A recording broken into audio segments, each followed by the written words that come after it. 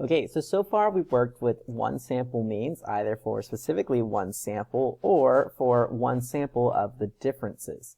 Now, suppose we want to compare the means of individuals with a certain characteristic in population 1 and population 2. And the certain characteristic has to be quantitative because we are working with means. So in the last few lessons, we were looking at the mean difference, right? The average difference. Well, now we're looking at the difference of the averages. So a little confusing there, but basically, we're going to call these new parameters mu1 and mu2. They're independent populations, whereas for our match pairs, it was coming from, the population was the differences of the observations. Now, after we have mu1 and mu2, we're going to take separate independent random samples from each population to compare the sample means with this characteristic.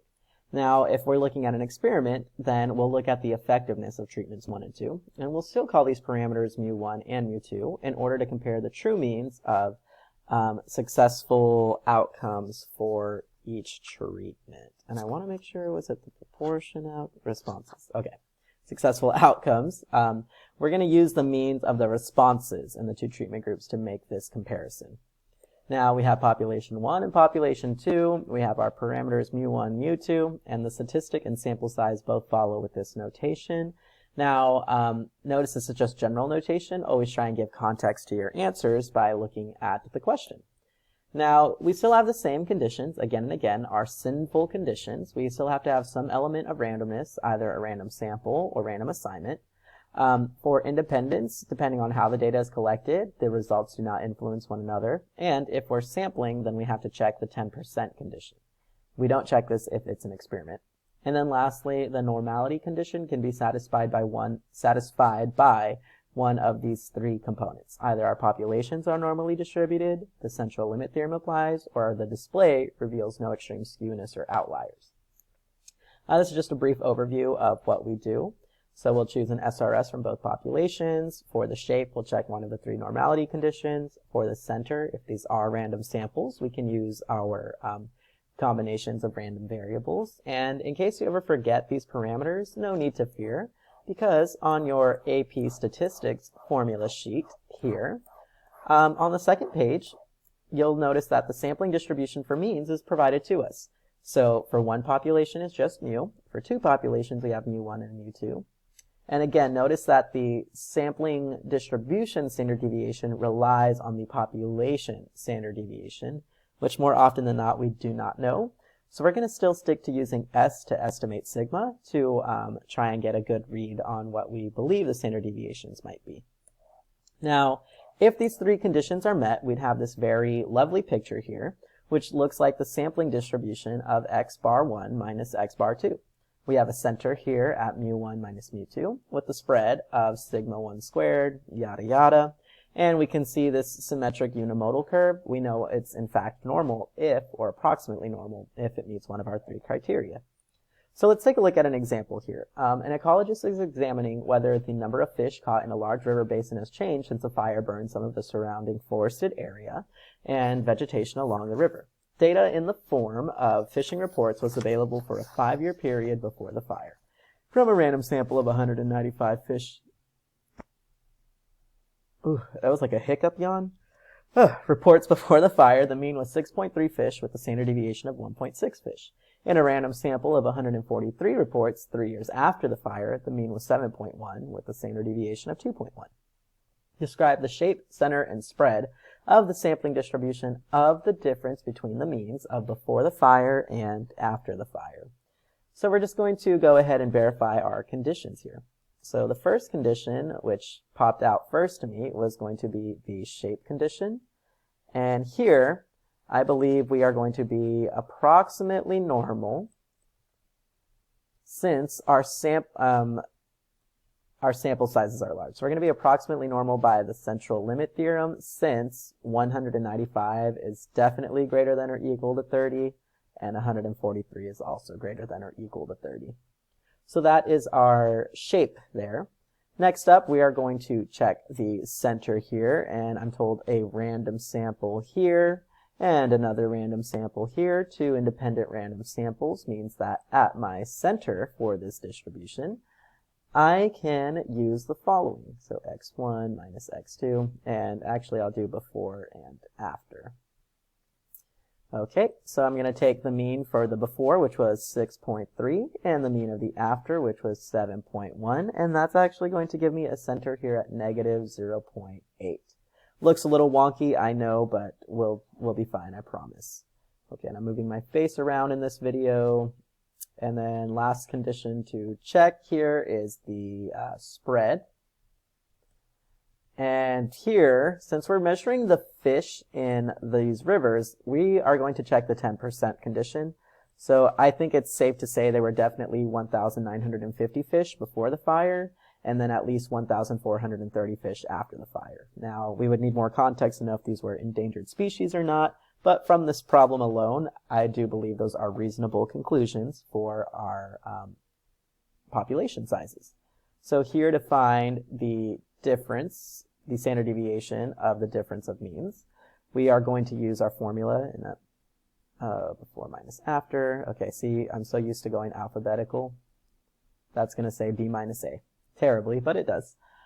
Using our formula, and I'm doing a no-no move here of not showing my substitution, so forgive me, but using our formula, we take the standard deviation of the before group, which was 1.6, divide it by its sample size. Then we'd square the standard deviation of the after group, also divide it by its sample size, and we'd get an approximate spread of about 0.2097. Why can I not write today? 0.2097. And I'm saying today like I'm not recording all of these videos back to back. Whoopsies. All right, so we've got all of our components, and now I can say that the sample between the before and the after, the sampling distribution is distributed approximately normally by the central limit theorem, with the center at negative 0.8 because of random samples. And then independent by the 10% condition would help us to find a spread of 0.2097. So here the units would be fish because of this, that's the context we were given. So this is our sampling distribution here. So we've got this right here. Now that we have our sampling distribution, let's go ahead and actually use it to find a probability of getting a sample difference of means of more than negative 0.35 fish from the two samples. If I were to draw my normal curve, it would look something like this, and it would be okay, that's got a little skew, my B. It'd be centered here at negative 0.8, and I would list my parameters. Oh my gosh, before and after. There we go. And I know I'm distributed normally at the center with this spread. And I want to find the probability that our sample difference of before and after is greater than negative 0.35. Now, these negatives seem kind of weird. I totally acknowledge that. But it doesn't change our problem nonetheless. Here, since we're approximately normally distributed, I can actually find a z-statistic because the normal model is appropriate by the central limit theorem. So what I'll do here is we're going to find the z. So I'm going to take my observation. I'm going to subtract my sample, and I'm going to divide by the spread, which we have here. And it would appear as when I compute this value here, my z-score should be 1.91. So I'm looking for the probability my z-score is greater than 1.91. You can either go into the calculator for this or use your normal table. But when I do that here, I get a probability of getting a sample difference of means of about 0.0281. It's a very low probability, very low probability that our sample difference between the before and after would be more than negative 0.35 fish. So nothing too concerning there. If I were to plot our z-score on this, it would fall between 1 and 2, so I would want this area here. Okay, So that's just an example of how we describe the sampling distribution of the differences between means and how we can use that distribution to find probabilities of obtaining differences in our sample means by a certain value. And so on this curve here, this is just saying before minus after is greater than this negative number.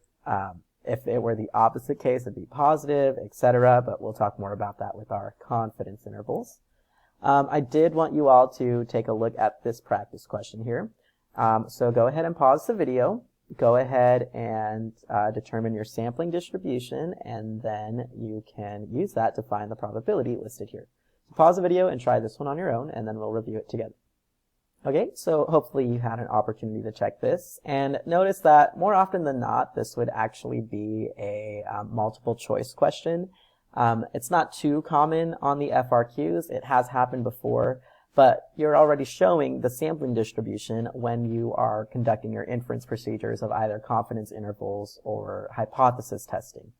It's always good to check your conditions, but for these multiple choice questions, since we might be on a time crunch, it's okay to proceed.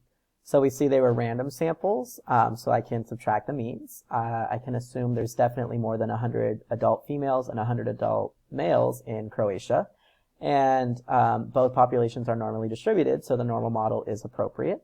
So here's my sampling distribution written out, x bar, and I should not have said x bar. What I should have said, how come nobody stopped me? What I should have said here was this is the x of the males minus the x of the females. So I'll keep that together. It is distributed normally with a center of 22 and a spread of 3.6506 centimeters. We have our conditions here, so I want the probability of obtaining a difference in sample means greater than 20 centimeters. I would convert that to a z-score, and our distribution would look approximately normal here at a center of 22, and we go 1, 2, 3, 1, 2, 3. 0.7 is going to fall right before that one standard deviation, so I'm checking for this shaded value here, and after I convert it to a z-score, z-score of negative 0.505. Y'all, no one is stopping me. It's hard teaching to an empty room. So I'd want this shaded region here at about negative 0.55. And we get that there is about a 70.37% chance that the difference in sample means would be greater than 20 centimeters. So that's just some examples of using a sampling distribution and for the difference of means. And we'll continue to develop this understanding through our study of confidence intervals and hypothesis testing for the difference in means. But other than that, that'll conclude this lesson.